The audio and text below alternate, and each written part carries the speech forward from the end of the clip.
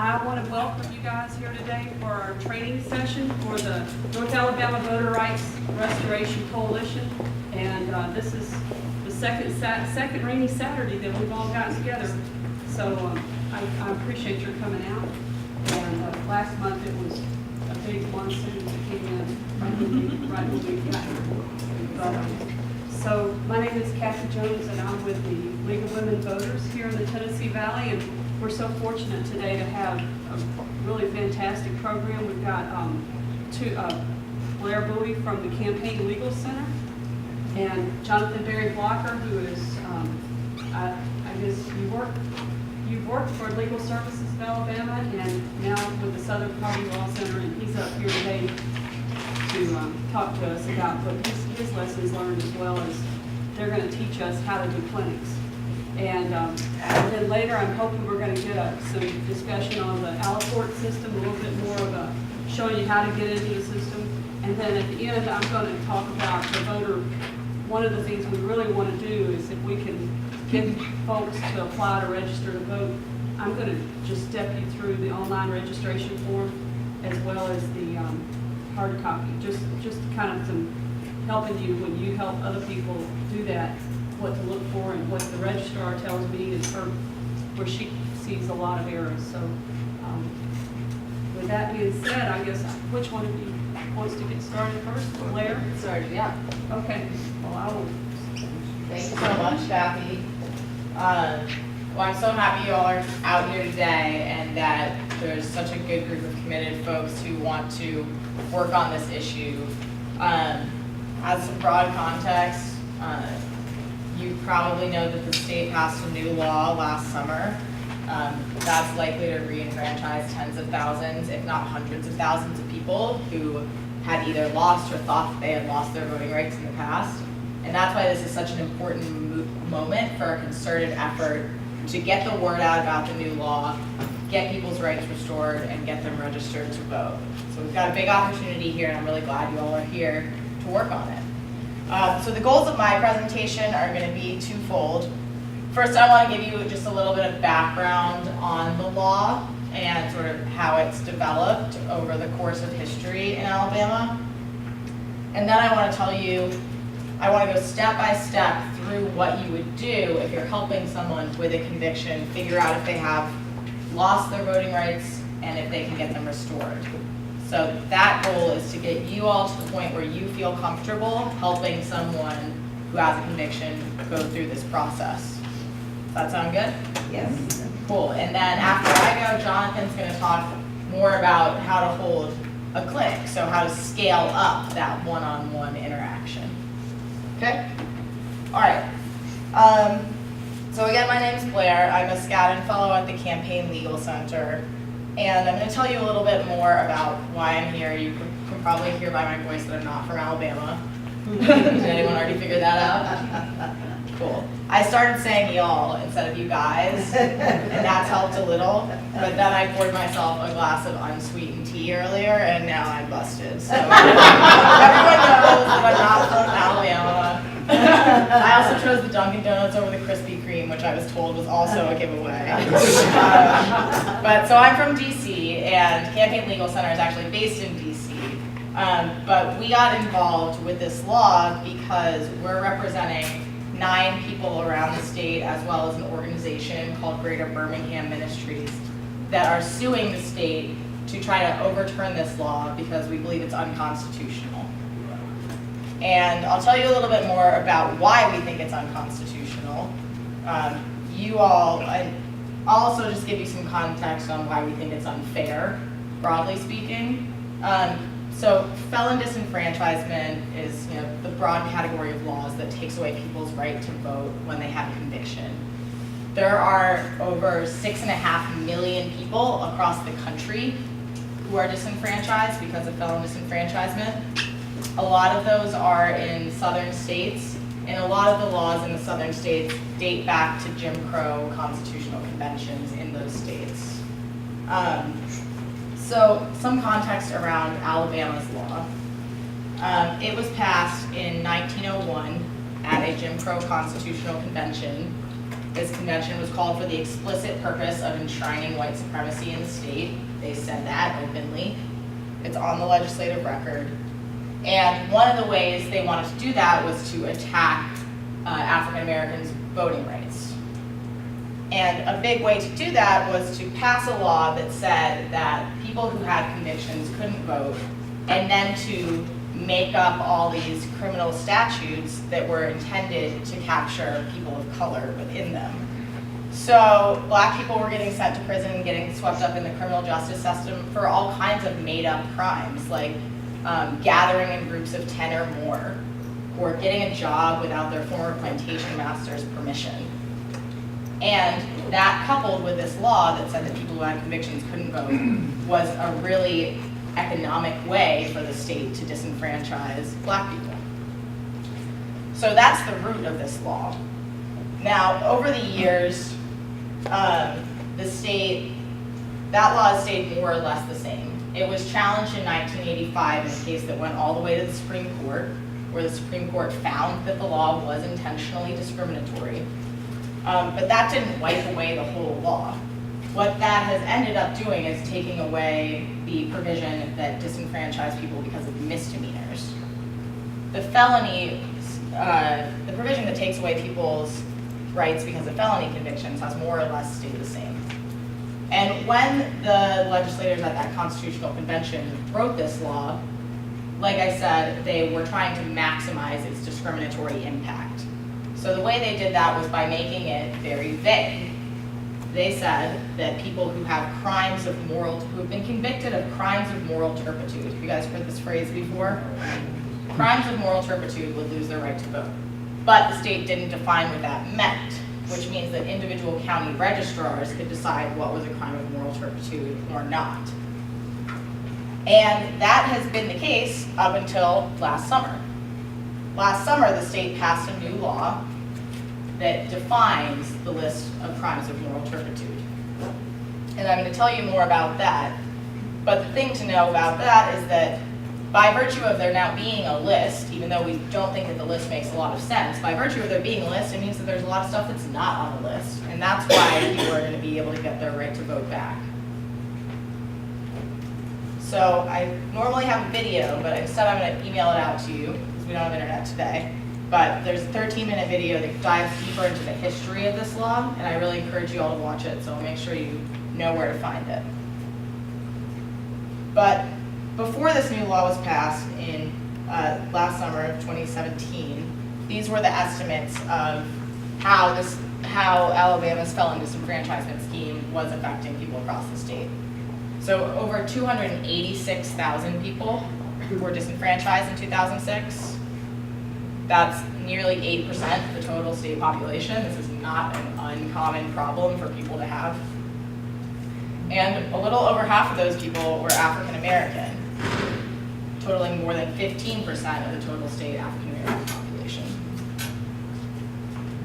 So you can see that a law that was designed from the start as intentionally discriminatory still continues to have a disparate impact. Now, fast forward to 2017, the state finally defined what a crime of moral turpitude is, at least for the purpose of voting. This list, if you look in your handouts, you all should have an activist manual. Does everyone have one of those? Okay, if you turn to page 16,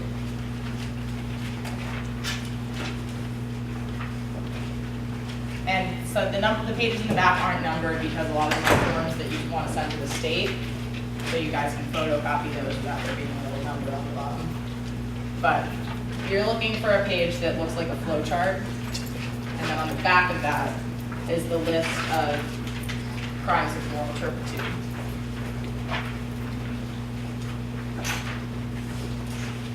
So this new law is going to limit the convictions that disqualify someone from voting. Some really good things about this list: it doesn't include drug crimes except trafficking. So people who have convictions for possession or possession with intent to distribute are not disqualified from voting. That applies retroactively. So people who have been told that they lost the right to vote because of a possession of marijuana charge, for example,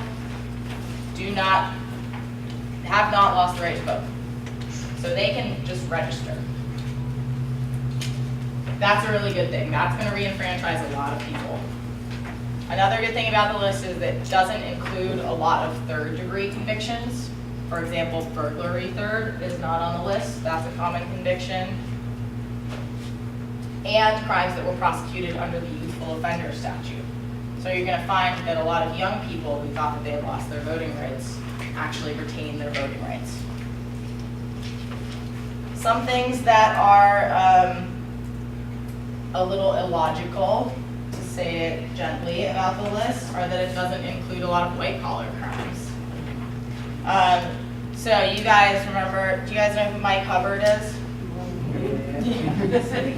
Mike Hubbard was your Speaker of the House, if I'm not mistaken, and he was convicted of misappropriating public funds, essentially embezzlement. He got sent to prison for 4 years. I think that's where he is now.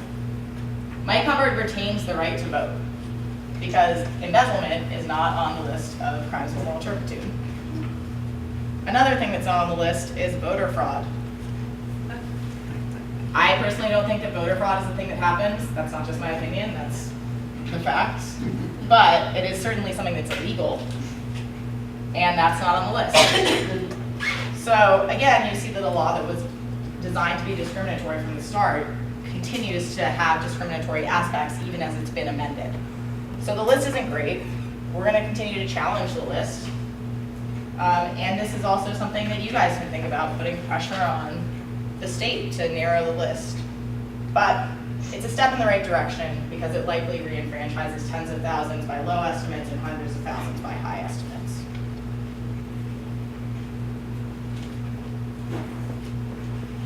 The other thing to know right off the bat is that even if somebody has one of these convictions of moral turpitude, that doesn't necessarily mean that they can't get their rights to vote back. It does mean that they've lost their right to vote. But for a lot of people, they can get the right to vote back through a pretty simple application to the state if they meet certain criteria. And that's through this process called getting a certificate of eligibility to register to vote, CERV. People call it a CERV, CERV. These are not discretionary. The state has to give them if people meet the criteria, but they have to be applied for. Like I said, it's a simple application, and I'll walk you through how to help someone with that in just a minute. The criteria for the CERV, just so you have a sense going in, are that people can't have a certain subset of convictions, and I'll talk about what those are. They can't have any felony charges pending. They can't owe any outstanding fines, fees, or restitution from the disqualifying conviction. This is a barrier for a lot of people. We think this is a poll tax. This is something that we're challenging in our lawsuit. And the sentence has to be complete, including probation and parole. So I'll tell you a story about one of our plaintiffs in the suit. I don't know if you knew this, but this guy is now a plaintiff in our suit. So there's someone that we just added to our lawsuit, and he had one count of trafficking when he was in college. That's a disqualifying conviction. He owed the state about $50,000 in fines and fees. He had been working since he got out of prison and paying that off consistently, and he had paid off about $5,000 of it. And then the state expected him to have paid it all off by the end of the probation period.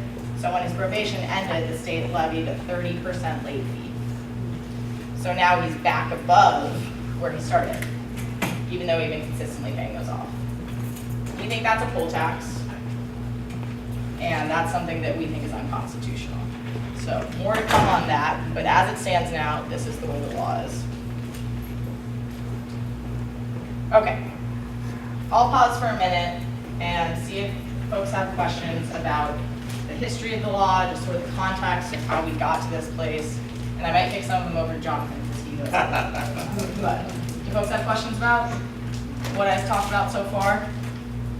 Keeping in mind that I'm going to dive into the stuff deeper. Yeah? Is this the same list that's on the ACLU?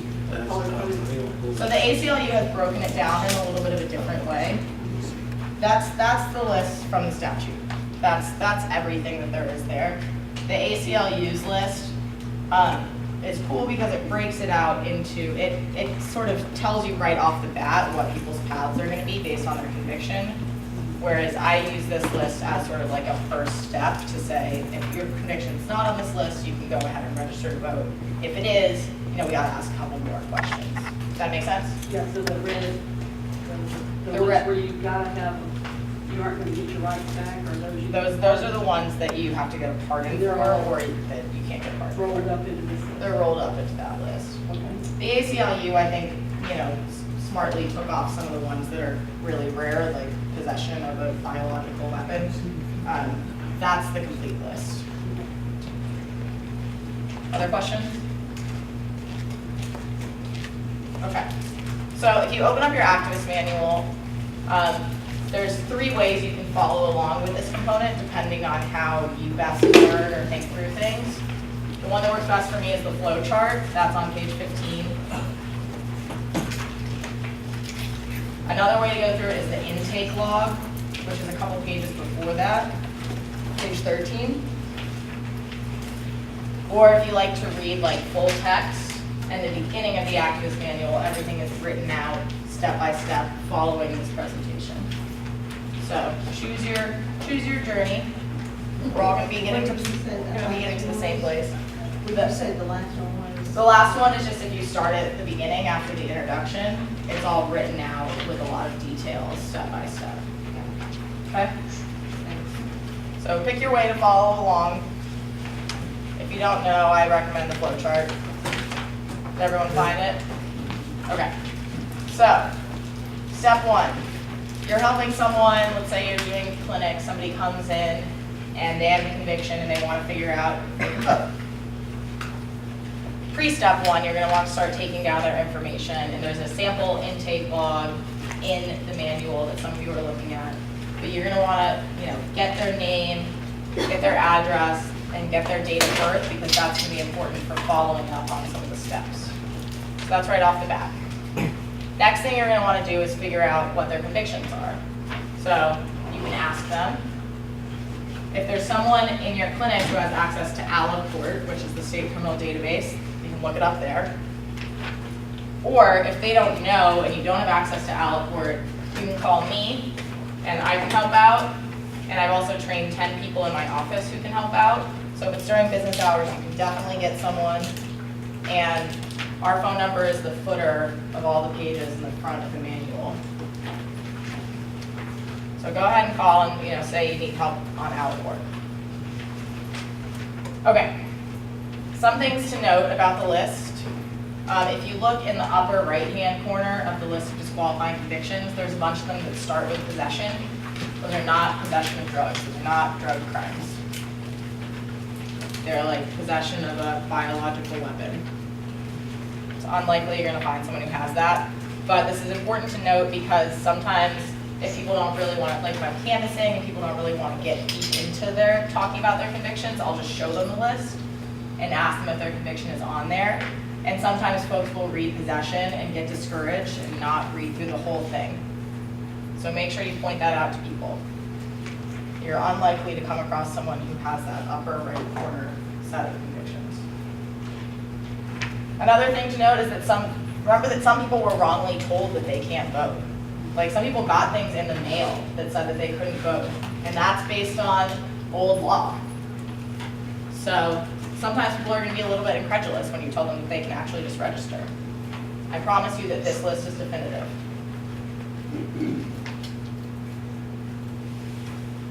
Some people can't remember their exact convictions, I mentioned that. I can help with that. If you have Alloport at your clinic, that should be taken care of. And another thing to know is that convictions for things like attempt or conspiracy are treated as the underlying conviction. So like if I had attempt to distribute marijuana, that would be treated as distribution of marijuana. So you're not looking on the list for attempt or conspiracy. Does that make sense? Okay. So, you have someone who does not have a disqualifying conviction. You move to step 2, which is registering them to vote. They don't need to do anything else. They don't have a disqualifying conviction. They can register to vote. Voter registration form is on page 17. Remember that Alabama is a voter ID state. The rules are on page 8 and 9. And you can remind people that they can get a free ID if they don't have one. Does anyone work with folks who are incarcerated or want to know more about how to register folks who are currently incarcerated? Okay. Okay, great. So for folks who are incarcerated, step 1 is the same. Okay, there's no difference there. If someone doesn't have a disqualifying conviction, even if they're in prison, they can register to vote. And that's something that's a little bit different with the new law because there's no longer discretion to say that just because you're in prison, you committed a crime of moral turpitude. This is the list. If somebody's incarcerated for something else, they retain the right to vote. They are going to have to vote by absentee ballot, though, if they're incarcerated during the election. So a couple of nuances there for folks who are incarcerated. If somebody has an address on the outside and they want to use that as their registration address, that's what they should put on the registration form. And then when they request the absentee ballot, they're going to request it to come to the address of the facility where they're incarcerated. And if they are incarcerated in the same county where their outside address is, they're going to check the box that says that they have a physical impairment, and that's why they need the absentee ballot. If they're incarcerated outside of the county where their home address is, then they're going to just check the box that says I'll be outside of the county on election day.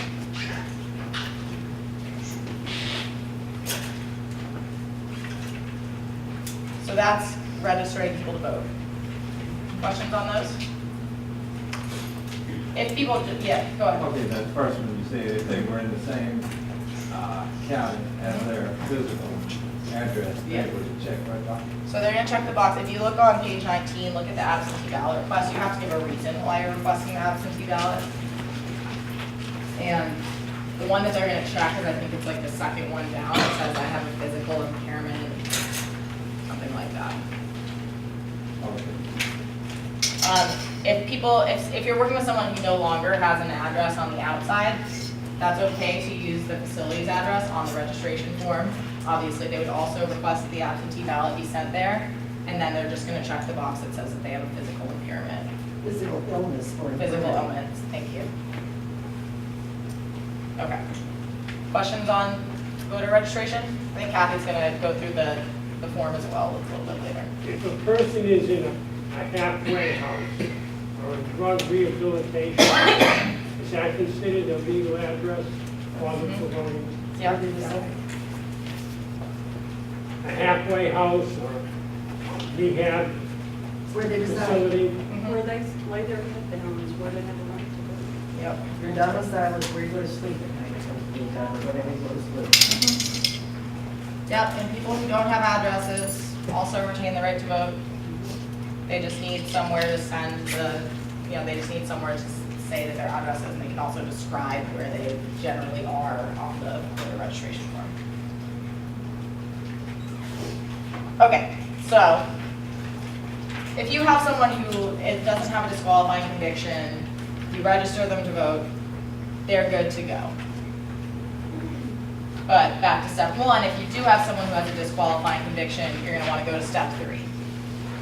So you're going to want to figure out if they're eligible for the certificate of eligibility to register to vote. So to get that certificate of eligibility, if you want to follow along, the form is on page 21, so you can have a look at it. They can't have a conviction of impeachment, murder, rape, sodomy, sexual abuse, sexual crimes against children, or treason. They can't have any felony charges currently pending. Misdemeanor, traffic violations, not relevant. They can't have any outstanding fines, fees, or restitution. I'm using LFOs, that just stands for legal financial obligations, from their disqualifying conviction. And their sentence has to be complete, including probation and parole. I want to point out a nuance in the outstanding fines and fees issue. These are outstanding fines and fees from their disqualifying conviction. So sometimes people will have multiple convictions. Only the ones that were levied in connection with their disqualifying conviction are relevant for the purposes of their voting rights. This is something that Aliquot will help distinguish. If somebody's not sure whether they owe fines and fees or what they're from, we can look it up in Aliquot. Again, if you don't have access, call me, we'll figure it out. So if they meet those criteria, you're gonna have them fill out the request for the serve, which is on page 21. It's pretty straightforward. Have them fill out as much information as they know. If they don't know their Alabama prison ID number, that's fine. And the state, under the statute, has to issue this within 44 days or at least respond. So that's why on your intake log, it's important to keep track of when you mail in the serve. Because after 44 days, if they haven't heard back, that's when you or they or I can start bugging the board of pardons and paroles. And that's who this goes to, and the address is at the top of the form. Important thing here, you have to have them sign it. That's on the back. These are not discretionary, but the board of pardons and paroles may look for an excuse to not grant it, and not signing it is one of the excuses that they've used in the past. Okay, so you have someone who qualifies for the serve, you fill out the serve. 44 days later, they can register to vote once they have their certificate of eligibility. Questions on the serve? Okay, yeah.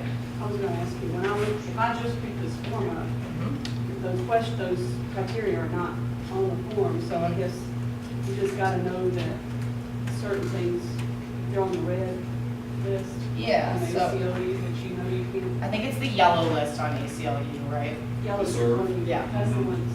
But that only tells you if they have one of the convictions for which they can get the serve.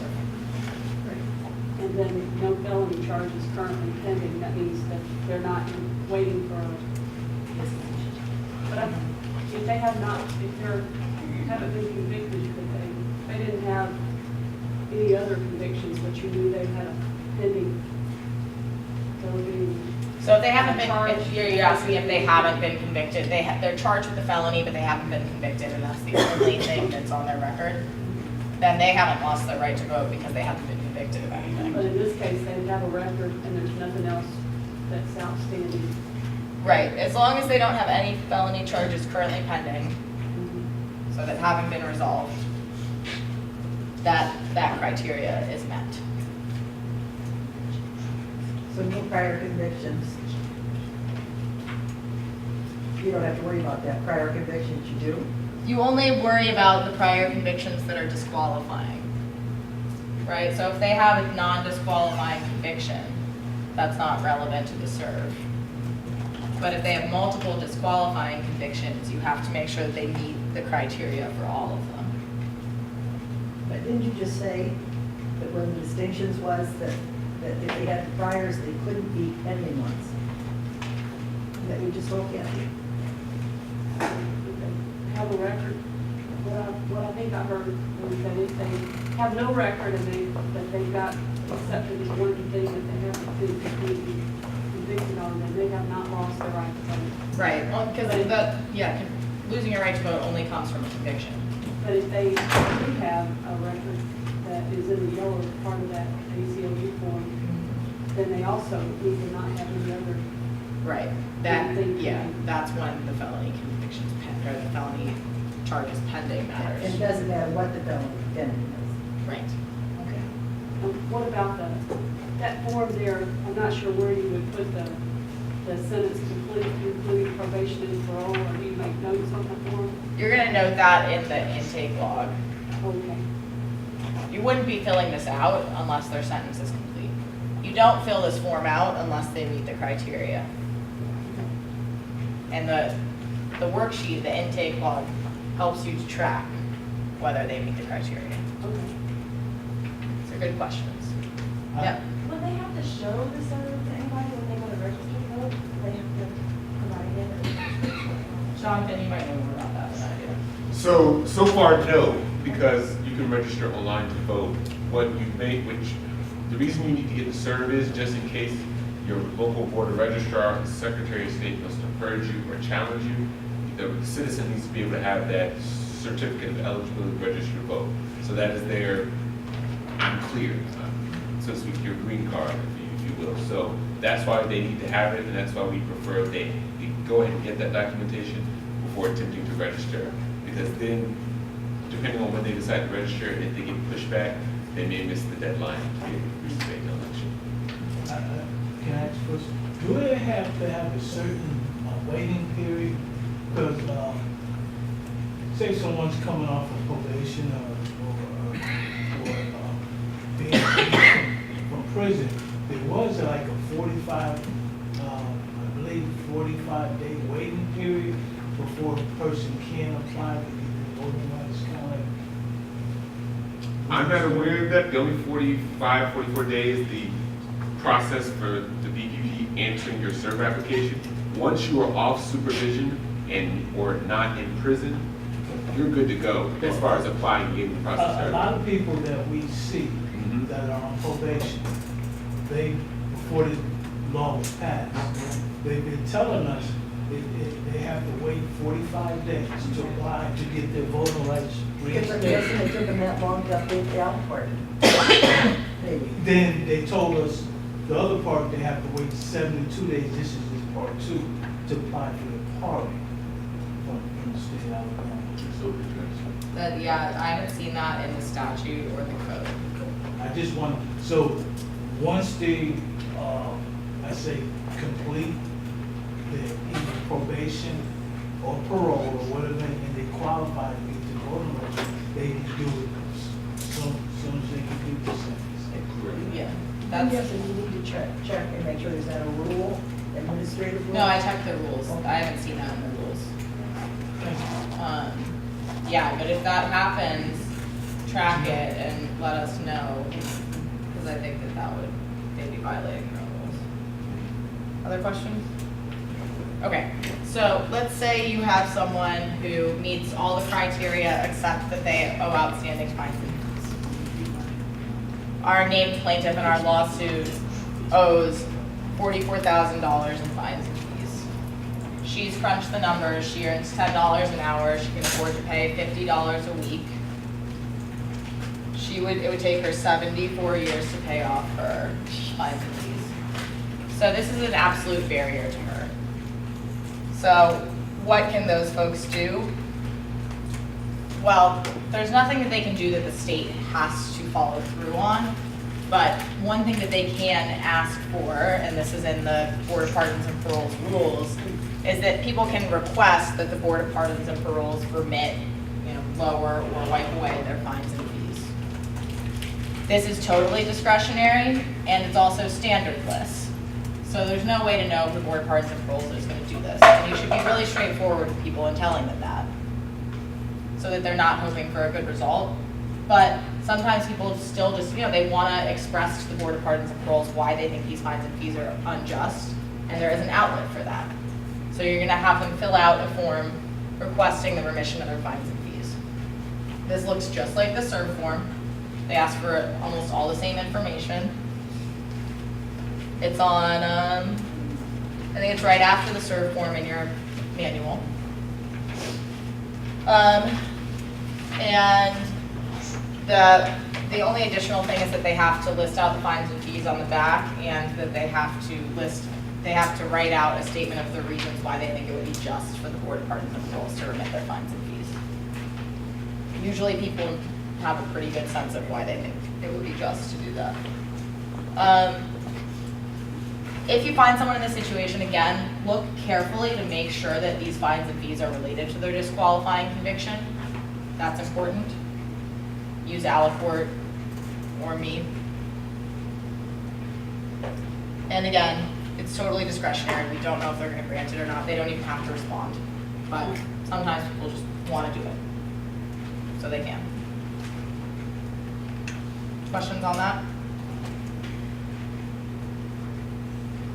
Okay, and say you have someone who is not eligible for the serve because of their type of conviction. These are the red ACLU ones if you're using that.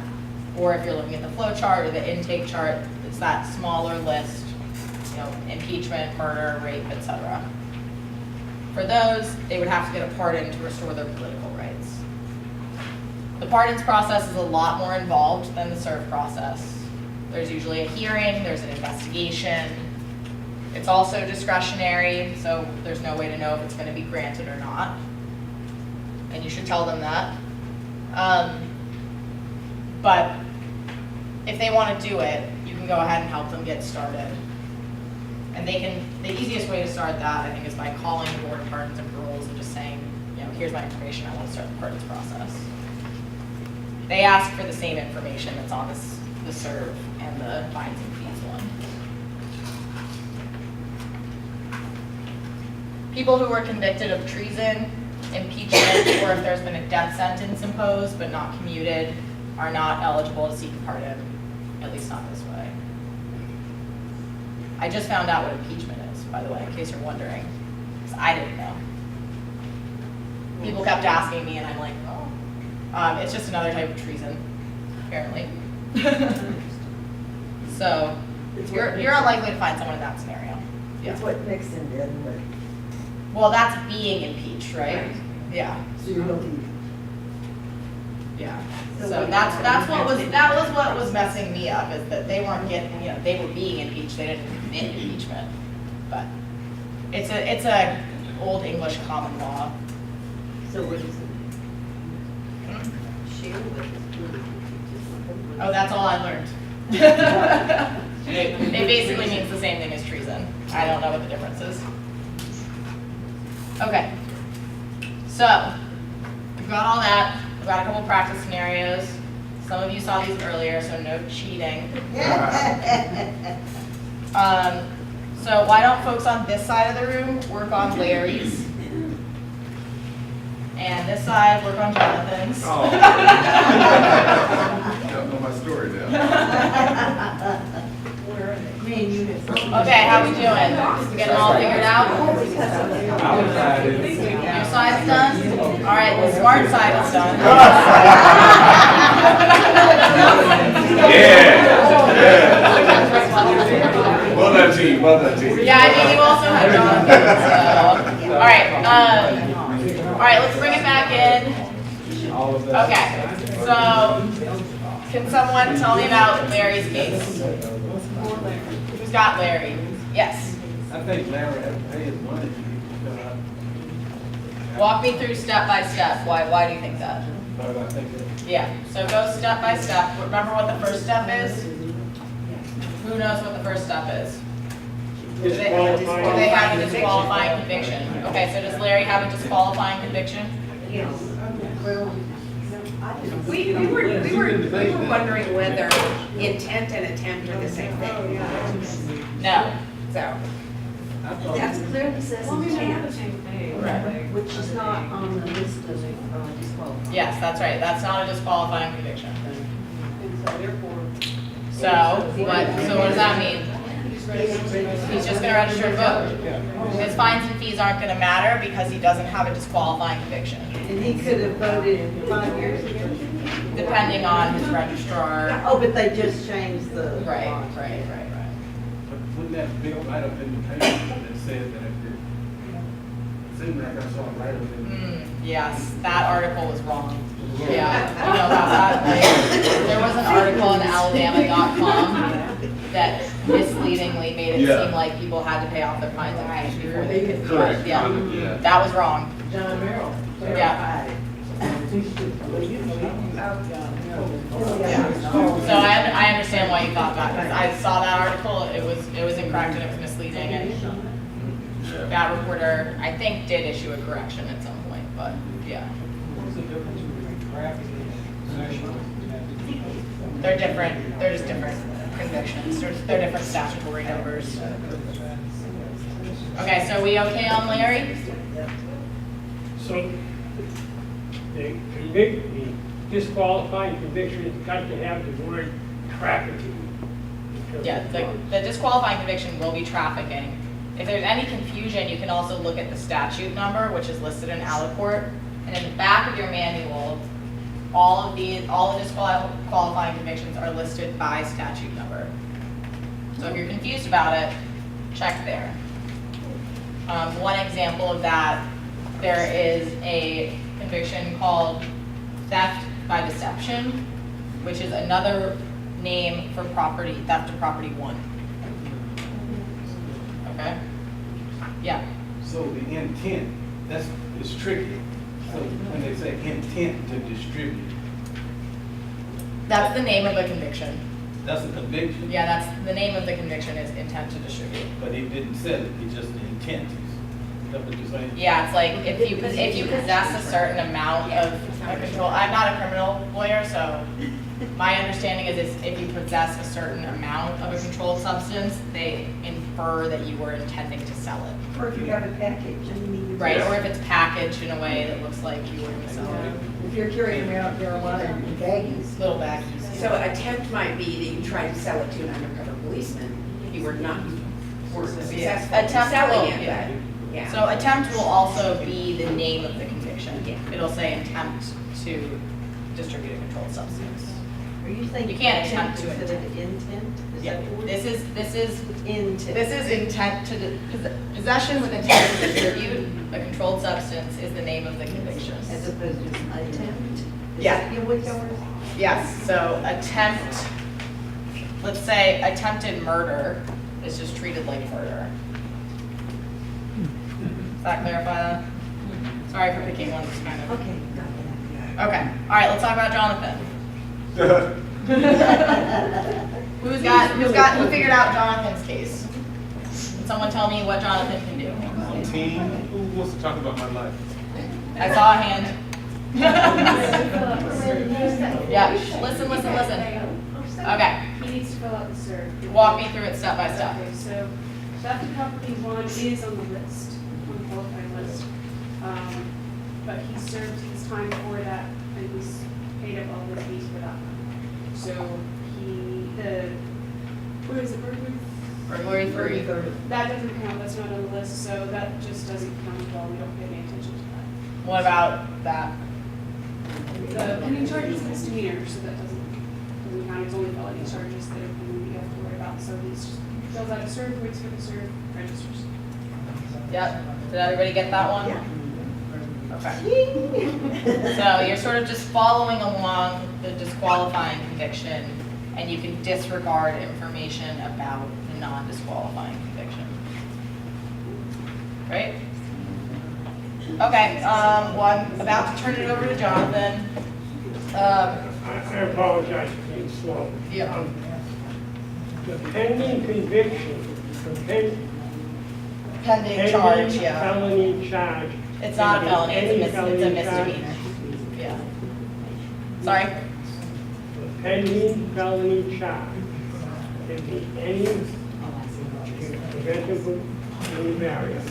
Can be any felony charge, That's my understanding. even if not. Even if it's not disqualifying, yeah. Thank you.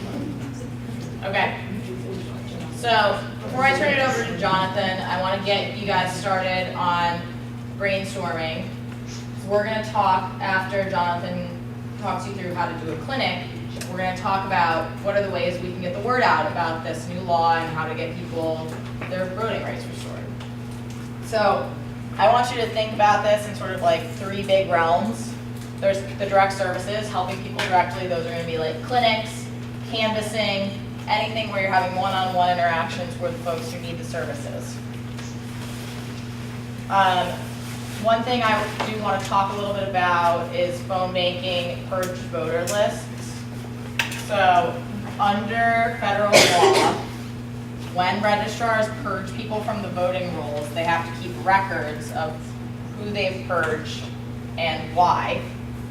Those records are public information, and you all have the right to go to the registrar's office and request those lists, and they have to let you see them, and they have to let you copy them at a reasonable rate. That is under the National Voter Registration Act. Do you have to have a specific name you're looking for, or No. is it just get everyone? You have the right to examine the public records of people who were purged from their rolls. Voter registration. That's kind of interesting, because I went to our local registrar and said, could you give me a list of who you denied? And they said no, yeah. No. You said, was it the word, she said who they denied versus who they purged? No, they're just not being compliant. Yeah, I just want to make sure I'm clear. yeah. So the individuals who've been purged from the roll, Yeah. I'm gonna grab this. Yes, so. that we can make. Because I know people have made their request and they're not getting. Yeah, they're in violation. And is that listed on there? It is 52 USC section 20507 I1 52 USC. 20507 I1. It's from the National Voter Registration Act. Each state shall maintain for at least 2 years and shall make available for public inspection and, where available, photocopying at a reasonable cost, all records concerning the implementation of programs and activities conducted for the purpose of ensuring the accuracy and currency of official lists of eligible voters. That means purging people from the rolls. Any citizen can ask, you don't have to be included on the list to ask. Right.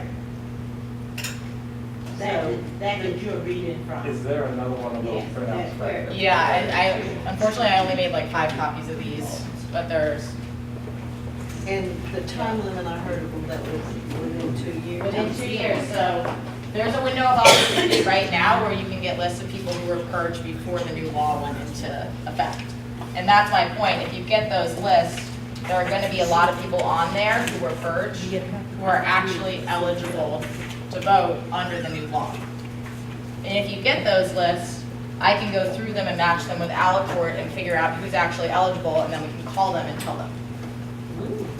So that's a tactic you might consider. What was that tactic? The tactic is requesting these lists, and then we can bounce them off of Aliport and figure out who's actually eligible under the new law. You have to go to each registrar, Yeah, like you have each county or whatever. I think that's, so we've only gotten one of these lists. A lot of registrars have said no. Keep track of that. If you go and ask and they say no, keep track. Yeah. So that was my next question. I mean, are you looking for a number of people to go make that request? As one that coordinates a number of organizations, are you looking for one person or the members of each organization? Would that be wise, or, you know? I think that's something you all should talk about and decide if you want to, just like bombard them I do. and just go one after the I other. do, but.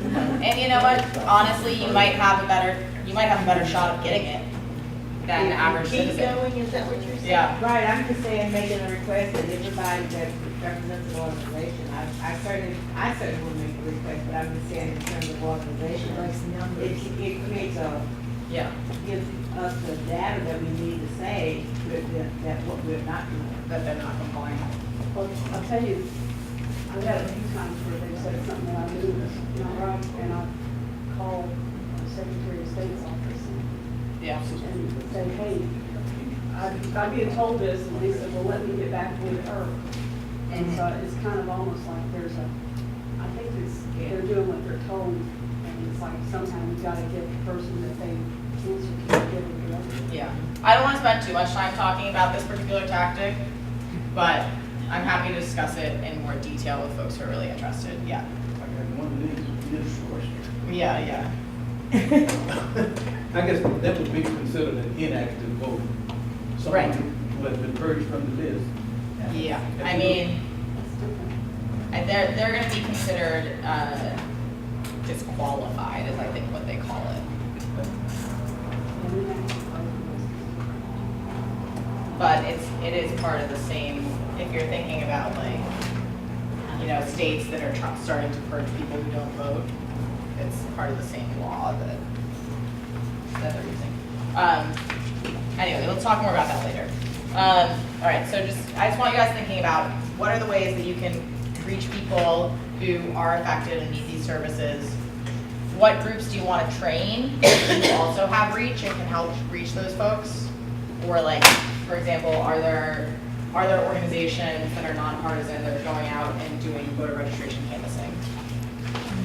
And then the third one I want you to think about is public education. What are some ways we can get the word out about this more broadly?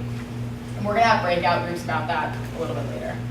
But I just want to get you guys starting to mull that over. And now I'm gonna turn it over to Jonathan. All right, well, good afternoon, everybody. My name is Jonathan Barry Blocker. I'm a staff attorney with Southern Poverty Law Center. I stumbled over that because I was just recently with Legal Services Alabama. Currently, I'm working on the Criminal Justice Reform Project. So what I'm going to specifically go over is hosting clinics and doing outreach. That's what I was doing with Legal Services. And so we did a host of clinics, big and small, structured like we did today, and also pop-ups where I would just show up someplace and just kind of be there by myself with 2 or 3 other people for an hour or so. And so we've learned some things, so I'm here to share that with you. If you have any questions at any time, raise your hand, catch my attention, because I know sometimes if I keep going or you're hearing a presentation, sometimes you forget your question, and I'd rather you not forget your question. So just catch my attention. I have no problem being stopped. As you can probably tell, I'm not from Alabama. I don't know what I sound like, but I'm told I talk a little fast and my words sound strange at times. If you don't understand me, please catch my attention and ask me to repeat what I'm saying or to use a different vocab word. It's not uncommon. My family tells me they don't understand what I'm saying, so it's all good. So yes, my name is Jonathan Barry Blocker. We're going to talk about this, and we're going to Zoom, if y'all don't mind. So the first thing I want you to understand is when you are helping someone, you are helping a citizen of Alabama. But unfortunately, the way we've been socialized, normalized, and taught, whether passively or explicitly, we have certain images in our head. We have certain ideas. So when you hear the word ex-con, felon, or convict, what is popping into your head? What is the image of the person you're seeing? Are they of a certain age? Are they a certain gender? Are they wearing certain clothing? Does their hairstyle look a certain way? Are there tattoos? And so I asked this question because I was a prosecutor and I would do jury trials, and people had certain images of what certain crimes look like in their head, or who's going to actually commit the crime. And I needed to weed those people out for purposes of my jury. So when you're helping someone, I want to know, what are some of the images you have in your head when you hear the word felon, ex-con, or convict? Anybody? Don't be shy. You know, the shaved head, face tattoo, skinhead kind of guy. Okay, skinhead. So you said skinhead. I'm assuming the person has to be white. Are they, or are they kind of tan-skinned, or are they black, or is it Not the image that's coming to mind now. Okay, so you have a shaved head, skinhead kind of guy. Is he stocky, or is he Oh, skinny? yeah. He's stocky. Yeah. All right. He's And got a is it really thick neck. thick neck, thick, okay. And is it like sunburnt, or is it pale? I can't tell. Is he in his 40s, or his 50s, 20s? I'd say late 30s. And does he kind of speak aggressively, or is he soft-spoken? Oh, no. He's very aggressive. All right, so we have the middle-aged skinhead, thick neck, speaks aggressively.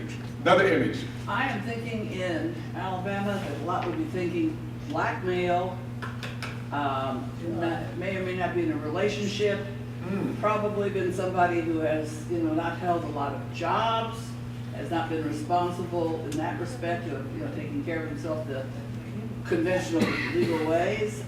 So your idea of the person is more of a holistic view, I their would resume, think their life I think outside that's of it. what many people would think Okay. right off the bat. Okay, yes ma'am. I have an image of a late 30s, white, very slim male, scruffy beard, long, really messy hair. And if I try and think about a black person, I have what comes to my mind is he probably shouldn't be here. All right then. This is very interesting. I think this is almost the first time I've had some of these images of what people think of. And this is important, and I appreciate you guys for being pretty candid. We once were doing an outreach in Tuscaloosa, and the little boy said, I think of an angry white male, red face, and he talks really mean to me and my mom, and that's a convict. And I was like, that's brand new to me. Other people think somebody in overalls. What you may not be aware of is the growing prison population nationwide is women, not men. So soon we're going to start seeing a lot of women coming out of prison who have gone through something and are going to need our assistance. So I start with this because I want us all to kind of get outside of our space. Because I want you to realize anyone who walks through that door for any clinic you're doing, if they are not a volunteer, someone you know to be a volunteer, you need to automatically assume they're there to seek assistance. And whether they look like us, or they're dressed like us, or they're dressed somehow different, or they're in a suit, it doesn't matter. I don't want your preconceived notions to block you from assisting somebody. So that's why I always start off with that. So who are we assisting? We are assisting young parents who are just trying to provide for their kids. We are assisting the clean-cut neighbor who hides things from his past. We are assisting your deacon and choir director at your church. We are assisting people who have good jobs, who pay their taxes, and who don't want to be bothered. And we're also assisting young people who are trying to start their life on the right foot. They just had some indiscretions in the beginning. So we are basically helping everybody of every shade, of every standing. And please just make sure that your notions or what you've been socialized to think doesn't hinder you in your outreach efforts. All right, so Blair went over this. So we're just going to kind of zoom. She kind of gave you the real good, actually, bird's eye and on the street view. What you generally know is this law is targeting people who do street crimes or terroristic behaviors. That's the only people with crimes of moral turpitude. So who's that going to impact practically? Poor people in Alabama and minorities. So that's who your outreach may end up helping most. So clinics, what should your clinic look like? Oh man, do not listen to anything I say as the gospel truth. These are just my experiences and observations. And I was doing most of mine in Birmingham, Montgomery, and Mobile. You may find things work differently here in Huntsville or the surrounding areas. So be very fluid and willing to adapt. So this is just to give you an idea of some of what we did at Legal Services. Through our clinics, we started in July, shortly after the law passed, but before it went into effect. We just went ahead and jumped on it. And we saw that over the space of 6 months, we were able to help out about 55 plus people in Birmingham, almost 100 in Mobile, about 30 in Montgomery, Selma about 10, and in DeKalb County, we were trying to make our way to Tuscaloosa. We helped 13 in the space of 2 events. We were finding that most of them were black men over the age of 35. We were finding that 1 out of 10 citizens qualified for automatic restoration, or they never lost the right to vote, so they could register. Some people voted for the first time in municipal elections in August because we were able to reach them early enough. We found that by going on the radio, people would call in and talk to us, but they wouldn't always show up for the event. If we did print, we found in Collinsville it did work. Putting in the newspaper and posting around did bring people in. Social media coverage is touch and go, as far as people telling us they came in because of that. But radio and some print and then the news today is what was bringing people in for Saturday's group. So, and we did a variety of places. We did both municipalities and rural areas. And so we're going to get into that a little bit about doing outreach in a smaller community versus a more urban community.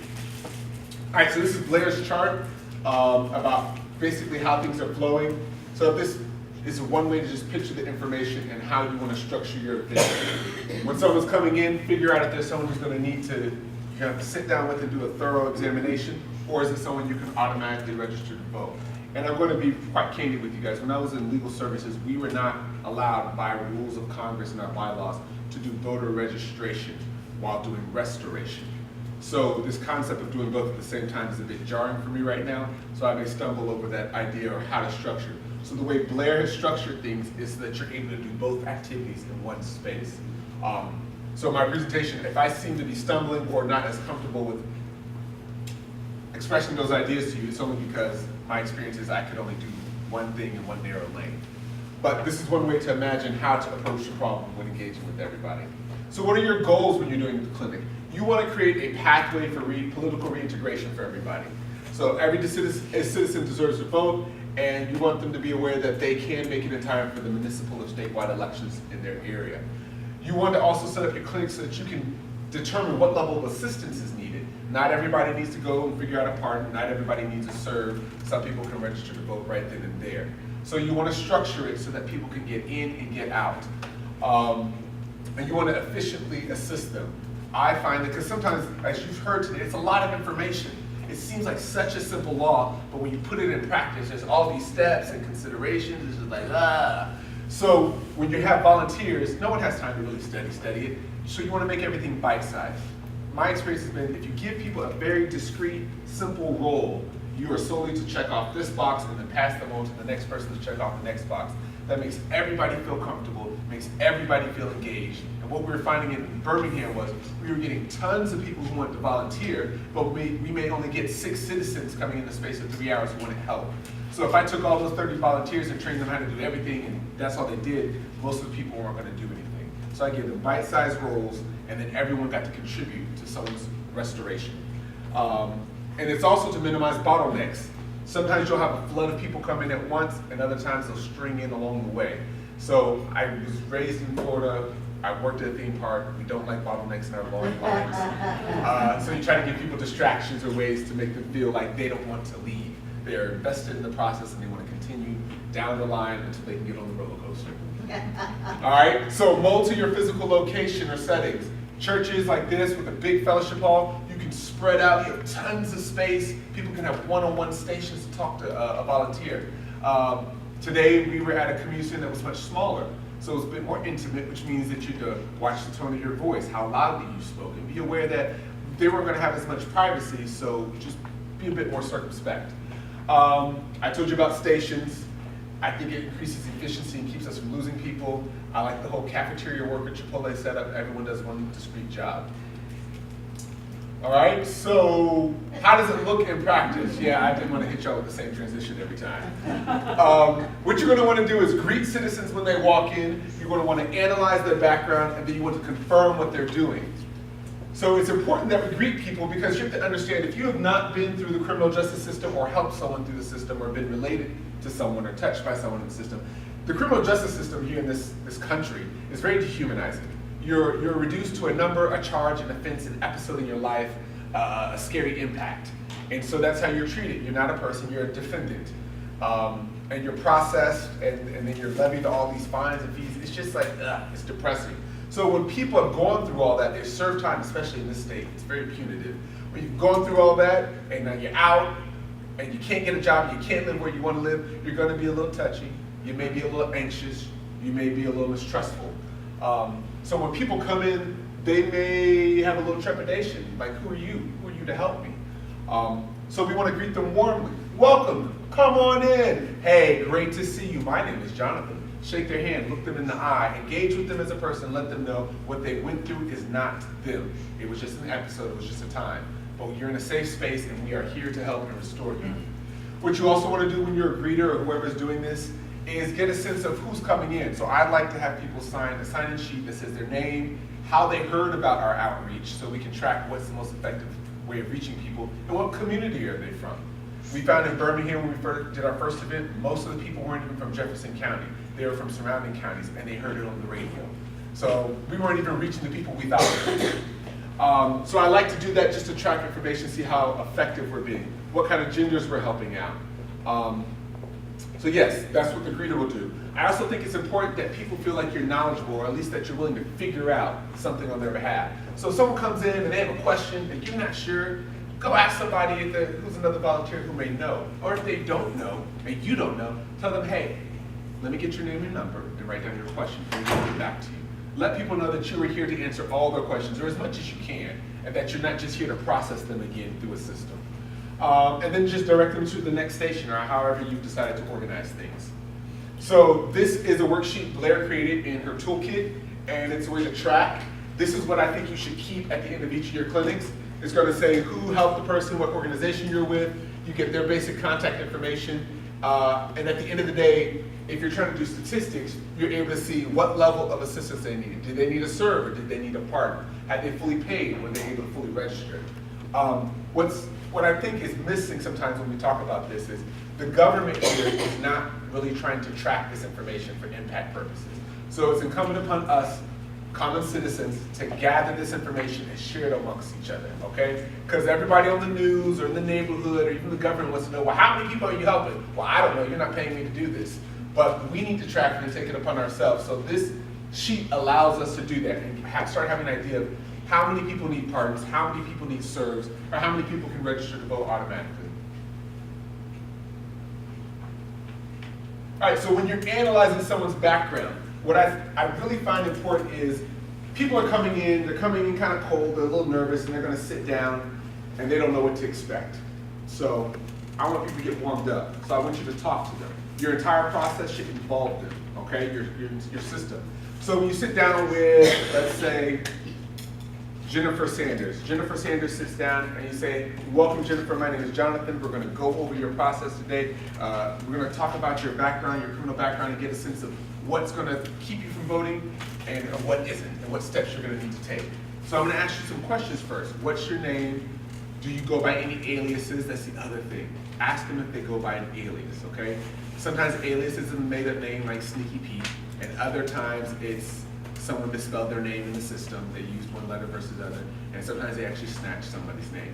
So case in point, I sat down with a gentleman, he had a real common basic name, and I was like, this is it, sir? He's like, yeah, that's the only name. You have any aliases? Nah. I click open and look at his first conviction in Alicorp. I said, sir, it says you have 2 aliases. He said, oh. I said, who's John Smith, sir? He said, that's my cousin. I used his name for like 2 years for some of my crimes. I said, okay. Well, who is Jimmy Smith? Oh, that was my neighbor. I got in a pinch and I just snatched his name. Okay, sir, so you have 2 aliases. So ask them what their names are, both their current name and for women, if they've changed their name because they've been married several times. You're going to want to know what were all your previous maiden names or married names. Because however, whatever happened at the time, whatever arrest happened, that's how they're logged in the system. No one goes back to their birth name. They log them by the name they're giving at that time and what they're arrested under.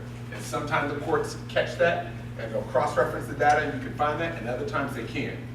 So it's going to be important later on when you're doing background search. So ask them their name, ask them their history. You want to know, where was it? Was it in Alabama? Was it out of state? Was it in federal court? What county it is?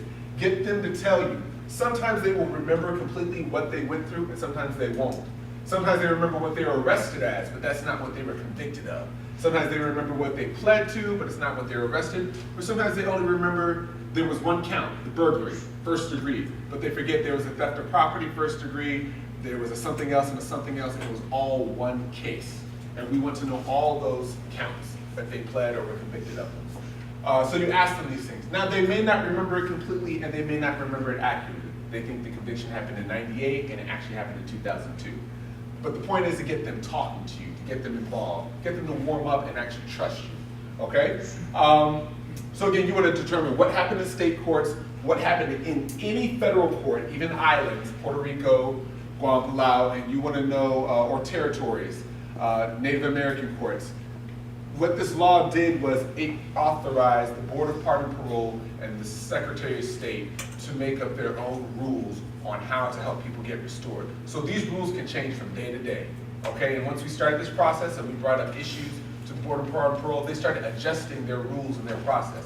So you want to know everything because we don't know when we're helping someone if the rules are going to change or if something we find out is going to help make a positive change in the rules. So I err on the side of asking too much information so that no one's left hanging. So how do you want to write down all this information? Blair is creating a serve application. So this is one way, even if you ultimately don't send this on behalf of someone, you can track everything. You can write the conviction, the state, where it happened, the year, the court type. I even started writing out whether or not they owed any money, so when I'm in Alicorp, I can check and see if they had fees. If they don't, they were good, but if they do, I'll write it down next to the conviction. But this is just your way to write down what they're saying, so you don't have to remember it in your head. And if you're filling out this form, then you're kind of pre-filling out a form you may actually have to send off. All right, so when people are saying the ACLU chart, this is the ACLU chart. They just broke it down by colors so that you could kind of see things. And I think you may have a copy that was on the table. It's in black and white, but they also, this is the older version. The new version, they actually wrote in the color for people who are colorblind, so they were thinking a little bit farther down. But essentially, it's just listing everything. And it just, for my purpose, it helped me determine, okay, when I first started out, am I in the serve realm or am I in the pardon realm? And if I'm not in either of these two boxes, that means by default it's green, by default it's not a crime of moral turpitude. Whatever process or whatever listing is going to help you best, use that list. The whole idea is we just want you to have a resource you can reference until you're pretty comfortable knowing what all the crimes are. And you'll get used to it after a while. You'll be surprised. You'll know what's a crime and what isn't. So you want to identify which ones require pardons, which ones may require a serve application or some additional legwork, and which ones don't mean anything, and you can just go send them on the register to vote. All right? So after we've done all that talking with them and getting them to self-report and kind of looking at the list, you kind of want to confirm this information. So it's good to have access to Alicorp or something where you can look it up So if you can get an attorney or someone who has out-of-court access to be on site, or I wouldn't say share their access code, because that's probably a violation of a rule, but just have them on site. The idea is you can go into out-of-court and just look up cases by name. You can look them up by social security number, or a combination of that. You can look it up by county. So you just want to confirm what was the case, what were the convicted offenses, was there any money owed, and are there any pending criminal charges? Yes, ma'am. And that's while they're sitting. Yeah, or you can send them on to the next station. So maybe they started out self-reporting, and you say, please proceed to the out-of-court personnel in the next room. And then they can do all that. But that's what we use out-of-court for, okay? So what does out-of-court look like? This is the open search screen, okay? It's gonna look like this. And here you can search by all these fields. Name, social security number, you're always gonna choose defendants, because it'll bring back everything, every eviction, every ticket, so choose only defendant. You can choose the county. I usually like to choose statewide, just in case someone forgot they did something in the county. And then you can choose all divisions. We don't want all divisions. You can click this menu and choose all criminal, okay? And that's gonna bring up every criminal offense. And you can, don't select here, leave it pretty open in general so that you can catch everything. So once you put in a search, I did a search for a John Smith. This is what it looks like, okay? You're gonna get back the case number for all John Smiths, the primary or original charge on that particular case. Notice it only lists one offense. So this may have 3 or 4 offenses in that case, but it's only gonna list one. The status, you can kind of ignore that. Date of birth, sex, race, last court action, and then the last 3 digits of their social security number. So if you realize someone has a common name where it shares different birthdays, cross-reference with the last 3 of the social. Now, what's important is all of these case numbers don't matter to you. The way Alabama's criminal justice system is structured, you only care about cases that start with CC or DC. DC stands for District Criminal Court, and CC is going to be Circuit Criminal Court. You do not care about TRs, those are traffic. They're going to be misdemeanor simple citations. You don't care about DR, that's just going to be domestic relations. You don't care about SM, that's small claims.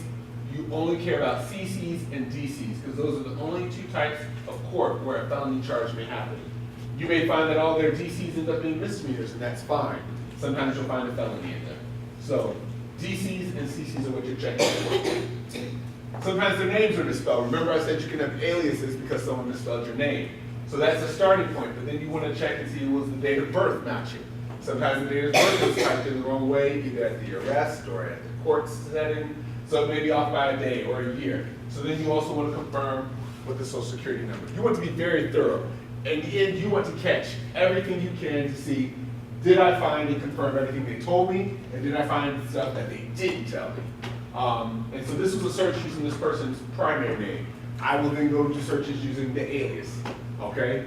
And do it that way. So you just click on these, and once you click on them, there'll be tabs, and one will say charges and dispositions up here. Click that, and it'll say what they were charged with and how it was disposed, whether by a plea or by jury. And then another tab will say financial. You click that, and it'll list all the fines they were charged, and over here in the far column, it'll say how much they owe. I don't have those next, I guess you could say, windows up, so I'm just telling you what it would look like. That's how we're going to use Alicourt, okay? Alicourt is a statewide database of all cases in the system for basically everybody, civil and criminal. We're only looking at criminal, and we're only looking at the cases that may have felonies on them. One catch. Alicourt, depending on the county, cases before 1985 will just say a case number and a name. It won't say how much money is owed. It won't say anything about a conviction. So sometimes all you can do is say, Mr. Smith, I see you have something from 1977. Is that about right? Yes. Sir, I don't know how this really shook out, so I'm just going to write this case number on here. This may become a hindrance. Check with board of pardon parole. Doesn't happen too often, but sometimes it does. All right, so now we're going to get to the kind of messy area. When you are doing these outreach and clinics, you are the person answering all the questions. You are the authority for the citizen seeking your help. So you're going to run into some snafus and some issues. And so this is just going to, I want to put some, want to flag some things for you, so just be aware. First off, you're only caring about stuff that requires a pardon or a certificate of eligibility to register to vote. You do not care about any felony crime that is what I call green on the ACLU chart, which is not a crime of moral turpitude. I don't care about what money I owe on drug possession. I don't care about what money I owe on burglary, third degree. It doesn't matter. The only things we want to care about are the things that are on those lists. We don't even care about misdemeanors. So like when Blair did those problems, just because I owed in that problem $14,000 on a Burg 3, that doesn't matter. It's not a crime of moral turpitude. So don't get lost in the sauce and let the people know, just because you may owe money on all this, it doesn't matter today. But what you need to do, we only need to look at what's pardon-worthy or serve-worthy. Serve applications. So this is a throwback. Now, ACLU of Alabama used to do serve applications because the BPP was very mysterious. They wouldn't hand out their forms. ACLU of Alabama made us their own application, just like Blair did. Well, they started noticing that the BPP was rejecting their stuff. So I just put it up there that sometimes the BPP is going to do funny things, and we'll have to find out after the fact. So far, they seem to be on the up and up, and Blair's application reflects what they're currently doing now. So just be aware, they may change things on us. Like they sprung on us this new method one time. We were at a clinic, and instead of, they've been telling me people have to go to the field office to do a serve application. And then I met some lady, she's like, no, you can just email me. I was like, well, thank you for letting me know. So now they've updated this. So this is one way to help somebody on site and give internet access. Now, because there's always a footnote to everything. Blair's determined that sometimes they will reject a serve application if it doesn't have a human signature, like the person, the citizen, didn't sign their name. With an email, how are you really going to sign this when you submit it to BPP? That's something to consider.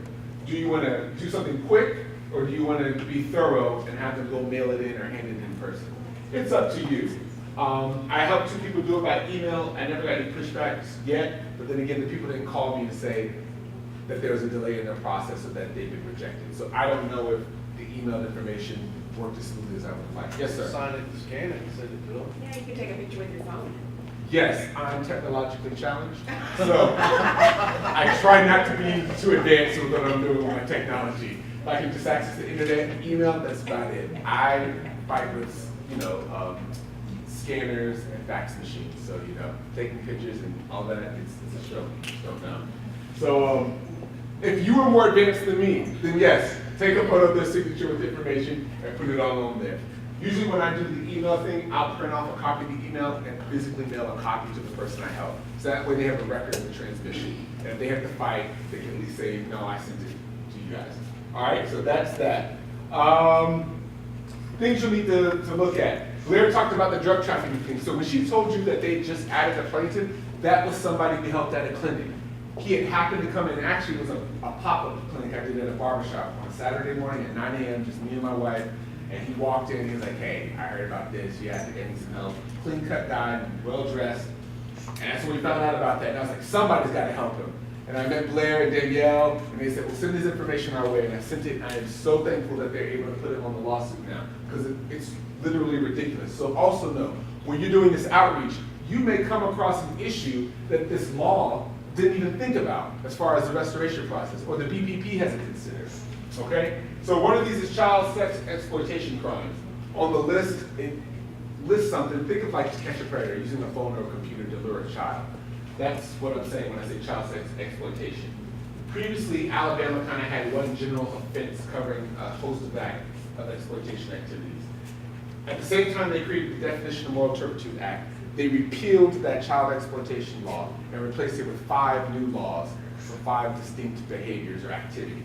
Unfortunately, the legislature did not correct that when they were doing the Definition of Moral Turpitude Act. So what they listed in the act was the old law, saying the old child exploitation law required a pardon. But they didn't do it for the 5 new ones. So what happens? BPP, the Board of Pardon and Parole, was to process restoration applications. ACLU reached out and said, hey, what's going on with these child exploitation crimes? And the BPP said, well, we're going to hold to the law 15-22-36.1 subsection G, and it still lists the old child exploitation crime. So according to that, that's the only child exploitation crime that requires a pardon. So as it stands today, if you run into someone who has one of the new convictions for luring and enticing a child on a computer or using technology or something, they're going to need a serve application, not a pardon. So the legislature envisioned those type of people with those convictions would need a pardon, but because of their oversight, they only need a serve application. To date, I have not encountered anyone who had a child sex exploitation conviction, but just to be aware, okay? Because a pardon currently, and I think I meant to go over that. Currently, the Board of Pardon and Parole is about 8 years. It takes 8 years to do a pardon for them. Yes. So they have just started processing, and that means actually reading, not even doing anything substantive. 2013 application. So that's application from 2013. So imagine anyone who files an application for a pardon this year or last year, they're going to be waiting for a hot minute before they're even addressed. In the space of 10 years, from was it 2004, maybe it's 12, 2004 to roughly 2000, I want to say 14 or 15, they only processed 16,000 applications. Okay, so the Board of Pardon and Parole is very far behind. So when I say all this, to know that some people won't need to get a pardon for certain types of convictions and they can just go the serve route, it's taking off 8 years off of their waiting time. Okay? Crimes in other jurisdictions. The Board of Pardon and Parole cares about crimes in other jurisdictions under certain situations. For a serve application, they care about all federal convictions. So they're going to first look at all federal convictions, no matter where it is, and they want to see does it match the list of crimes of moral turpitude. However, if you have a crime in the state of Georgia, they only care if you're going to require a pardon. So I'll give you an instance where this gets ridiculous. A gentleman had an offense here that was required a serve application. He served his time, paid his fine. He should be good to go. But he had a drug conviction, felony drug conviction in Georgia. And so the Board of Pardon and Parole said, you need to work that out and get pardoned for that. So he goes over and calls Georgia and is like, hey guys, can I get this cleared up? And Georgia's like, do you live here? And he said, well, no, I live in Alabama. They said, well, we really don't care about you. He showed me the letter. They said, you know, you don't live here, we don't really care about pardoning you for this offense. So kick rocks. So then he goes back to Alabama and he's like, well, hey guys, I contacted Georgia, but they said kick rocks. So can I get, cleared? And Alabama was like, well, no, Blair, you haven't cleared it up in Georgia. So that's how it kind of starts getting ridiculous at the pardon phase. If you are not squeaky clean, totally taken care of, totally cleared up in all states, and you require a pardon for restoration, you've got a long road to hoe. Okay, so that's why I kind of just like to know what the realm is for everybody's criminal convictions to get a sense of, is that going to be an issue for them?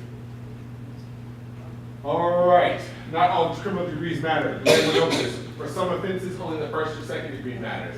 She also told me about all the white collar crimes that are on there. So that's extortion, bribery, malfeasance, embezzlement, frauds, worthless checks, possession of a forged instrument. You'll notice forgery is on the list of crimes of moral turpitude, but not possession of a forged instrument. It's a very interesting distinction. I don't know why they did it, but they did. Ethics, perjury, not on the list, okay? So things that you would think are ethically and morally abhorrent are not crimes of moral turpitude. Youthful offender, Blair mentioned this. So youthful offender, is anyone familiar with what youthful offender means? All right, so youthful offender is a designation that says, hey, you were kind of young when you tripped up and did this horrible crime. Instead of having you adjudicated as an adult convicted, we're going to call you YO, and this won't be a crime or an incident that will strip away your rights. Okay, it usually happens, they usually give it to people who are 18, and you'll a lot of times see it with sex offenses, because it's the one way an 18-year-old can avoid registering as a sex offender and having to do all that for a lifetime. So that's why they go after youthful offender. If someone gets youthful offender, it means whatever they did will be adjudicated, but it's not considered a conviction. And so consequently, no determination made under the provisions of the Youthful Offender Chapter shall operate as a forfeiture of any right or privilege or make them ineligible for any license granted by a public authority, and shall not be deemed a conviction of crime. So when did I see this? I had a gentleman who had been convicted of rape when he was 18 for sex he had had with his slightly underage girlfriend at the time. He was adjudicated youthful offender, which meant because I couldn't find his conviction in our court. And that's when I learned I couldn't find his conviction. I said, well, sir, before we go through and get you registered or not registered, let me do some digging. And so we talked, and we realized that youthful offender, that conviction, which was his only conviction, was not a conviction. It's a YO. So that meant that rape charge, that rape case, It didn't matter for his purposes, and he could actually go register to vote.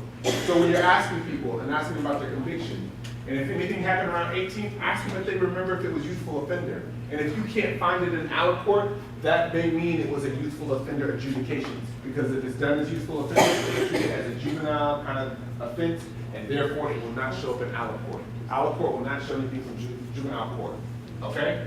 Nor will it show an adult case that was designated youthful offender. So that's just something to be aware of. All right, so after you've gone through all that and checkmarked and footnoted and cross-referenced, what does the person have to do to get their serve or their pardon? Well, and then they have it in the booklet, but if you don't have the toolkit with you at the time, Border Pardon Patrol lists all of their field offices. You can always direct someone to go to the field office and fill out the application. Hopefully you'll have the serve application on you on site. If someone requires a pardon, please just send them to the Border Pardon Parole. You do not have the capacity at a restoration clinic or outreach to start the pardon process and you can get it going. Okay? And just make sure you see what's closest for the person, or if your county has two. Jefferson County has two offices, Bessemer and Birmingham. So you can check there. And then I just like to put on the sheet of paper and give it to the person so that they know exactly where they're going and who they're calling. All right? So this is another document you can have. Blair talked about the remission of fines and fees. It's one way to reduce the debt owed. It's basically like the serve application, fill it out, mail it in. I have not done this yet, so I can't tell you about how successful it is. Another way they can do is they can also petition the court where they got the conviction. It's considered a civil remedy. I've never filed one of those. I did talk to some criminal defense attorneys, and a few said that they've seen it done or attempted, said it wasn't really successful. So that doesn't mean it can't be done. It just means that it is something that is underused. But again, as I told you, when we do outreaches and we help people, we're exploring stuff that's not been tested or insufficiently tested. So don't be afraid to go out there and be adventurous. So what are you going to need at your restoration clinic? You're going to want sign-in sheets so you know exactly who you helped and where they came from. You're going to want laptops or iPads or some type of tablets that you can go on Aliquot. You want Wi-Fi access. It's necessary. You want a list of the crimes of moral turpitude, ACLU sheet, the Campaign Legal Center sheet. I think the NAACP put out a sheet. It doesn't matter. You want something where you can track and write down their criminal history, okay? And you want contact info for the Border Pardon Parole or the registrar. You should probably have voter registration forms, but if you don't, you can always direct them to go to the local registrar's office. What I would do sometimes for my clinics is I would have folders that had instructions for each role on how to do it. So that way if I had to switch you out or you forgot from the training what you were supposed to do for your specific role, you could open your folder and look at the instructions. You don't have to, it's something I just chose to do. Usually people that need it after about 20 minutes. And then voter registration forms. All right, so what are some do's and don'ts? So everyone, what you'll notice is, and a lot of times your volunteers and people who want to help are middle class, they're white, they're liberal, they're progressive. And who you're helping is going to tend to be black and or poor. So there's sometimes a communication gap or divide, and sometimes there's misinterpretation about things you're saying and the way you're saying, or vice versa. So what are things you want to do when you're communicating with citizens? You want to recognize each person's dignity and humanity. If you've noticed the entire time I've spoken today, I've used the word citizen. I've not said convict, ex-con, or felon. These people are citizens. That label just refers to a time in their life. So avoid using felon or whatever. I use citizens because it's not too wordy, although it sounds overly formal. Reverend Kenneth Lasco, who works with the Ordinary People's Society out of Dothan, he likes to say people formerly convicted of felonies or people formerly incarcerated. That's a lot. Whatever works for you. Just make sure you humanize the person you're speaking with. I said people with felony convictions. Correct. You can say it that way too. Be welcoming, patient, and understanding. Maybe they talk really fast. Maybe they mumble. Maybe they're a little reticent sharing details. Just, work with them. There's no rush. You don't need to get them out in 2 minutes. So create a warm space. Respect their privacy. I tend to project a little bit when I talk or when I get excited or, if it's a Tuesday. So when I was in a barbershop helping somebody, I couldn't hear him because there were so many people around. And so I started talking a little louder to make sure he heard me. And he said, "Yo, dude, watch yourself." I said, "Well, what's going on?" He said, "You're spreading my business." And I was like, "I'm sorry." Now I wanted to say, when you're talking a little low, I can't understand you. But again, this is not my business, it's his business. So I had to check myself, reduce the volume of my voice, and just lean in a little closer when he spoke to make sure I heard him and you heard me. So respect people's privacy. One guy, he had a sex conviction for sodomy, and he wanted to take me around to that hallway, and that's what we talked about. Because he didn't want other people in the barbershop he'd gone to for years to know he had a sodomy conviction. Yes, sir. I would refer to him as updating that voter registration. No, that's what you're going to refer to them as someone who need to update that voter. You can do that. What? Rather than to call it an ex-felon or. Yes. Or whatever, you know, always approach it as someone who need to update their voter registration. You can do that. However you want to do it, that does not re-emphasize what they went through. That's what's key. You can also refer them by name, but names slip people's minds sometimes. So it's just however you want to do it. But just make sure you do not call them a felon or ex-con. Just make it creative. Ask clarifying questions. Sometimes we will nod or look like we understand something when we really don't. So if someone hasn't really asked you something or said something, or you're just unsure that they fully understand what you said, ask them a clarifying question. And vice versa. If they use a word of art or terminology that you don't quite get, ask them, and they can clarify it for you. I just don't want any communication. This is ground zero for helping somebody. So if there's a miscommunication and then we advise them based off of a miscommunication, we have a snowballing issue. What you don't want to do, you do not want to talk down to citizens and their families just because they're poor or just because they went through the criminal justice system or just because they look like they lead a life that you don't agree with, okay? This is not the time for that. So keep it out of your voice, keep it out of your eyes, keep it out of your body language. For all you need to know, this is somebody that you go to church with or you like to play golf with or you like to watch sports with. And that's how you engage the person and let that be communicated entirely through your body. Do not avoid to answer questions. If you don't know something, admit you don't know something, but tell them how you're going to figure it out or help them figure it out. And refrain from expressing distaste or commenting on their conviction history. I'll give you an example. One of my judges back home when I was a prosecutor, even killed kind of guy, but he hated theft crimes. He hated them because when he was in college, he considered himself an amateur, up-and-coming photographer. And then someone stole his fancy camera. And he's held on to that since like the 80s. So anytime someone came through and went to trial and didn't accept a plea, he hit them with the max fine, max probation, tons of community service. Now, you could have domestic violence, you could have a DUI, and you'd be like, bare minimum. But for theft crimes, that was just a sticking point. Some people, it's going to be domestic violence, some people it's going to be child abuse, some people it's going to be sex crimes because of what they went through or something they know. Whatever it is, if there's something on their criminal history that you find distasteful, again, keep it out of your voice, keep it out of your eyes, keep it out of your body language. We are not here to judge, we are here to restore. All right? So any questions so far? I know I've just been blazing through. Any questions? All right. So, layouts. Be creative. Look at the space you have. So when we were in a large church like this, I was able to have a central seating area here. I had my welcome tables there. I had food and refreshments over here. And then from there, they would go to the first stop, talking about your criminal background, and second stop, confirming your criminal background. It's very beautiful. I thought I did very well planning that out. And then they load out these doors back to the parking lot. Now, let's come on over to Hale County. It was a little tight in their municipal building. I mean, very tight. It was maybe from that door to right here. So maybe the fourth row of chairs. That was it. So it was very intimate. Everyone was squished at this table as far as greeting and welcoming information.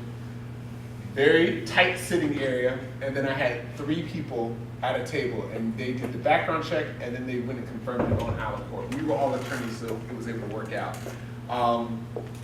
Now I'll tell you something. When we did the Birmingham clinic in the large fellowship hall, we had people come through, but because we weren't by a bus route, nobody was really getting off the buses, they needed car transportation. When we did it in Hale County, in Greensboro, it's very small, but the building we chose was on the main street. And so when we did the radio ads for Hale County, people have been calling back and talking with us all day and all that good stuff. When we were on the radio show, not so much in Birmingham. But when it came time to show up, they would just drive by. So for the first hour, we were like, why is nobody here? Why are they not coming in? They were so engaged in the radio. We chose a location in a small town that was on the main thoroughfare that everybody drives by. So So when I started sitting out front talking to my coworker, I noticed a lot of cars, especially black people, would be staring at us, and if I waved, they waved back. And then as soon as they passed, they maybe make a right or left, or they hook a U-turn. I was like, this is really odd. The white people, not so much, they just kind of ignored us. But I discerned and I presumed these people had heard about us on the radio. They wanted to see if we were doing it, but they didn't want to see other people to see them doing it. So we picked up on the fact that in a rural county or a small community, there's a level of shame that maybe go along with having convictions. When I did the outreach, and my family is from Monroe County, out 20 minutes outside Monroeville, we chose the high school that was 20 minutes outside Monroeville in the farmland, and I thought this would be private enough. No.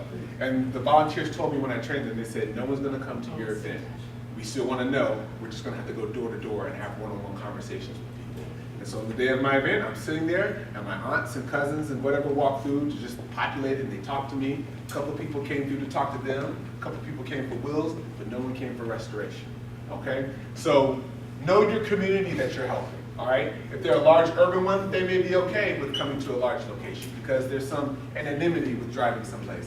But if it's a small community and everyone knows this is what's going down at that central location, they may not show up. So your tactics may have to change. Your outreach may have to be door to door or with a set list of people through trusted community members and stakeholders, okay? So that's just something to think about. So that's where we did this. I also did pop-up clinics at barbershops. And I'd show up and I'd just sit there, and as soon as you walk the door, I'd ask, hey, do you want to reclaim your voting rights? Did you lose them? Do you need help with that? And some people are like, but other people say, yes, I need help.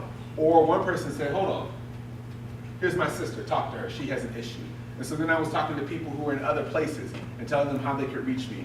Sometimes your barbers you'll find have criminal histories, and some of them have reclaimed it, and some of them haven't. So I helped a gentleman who was a barber, he was cutting someone's head, he heard us, he said, can you help me?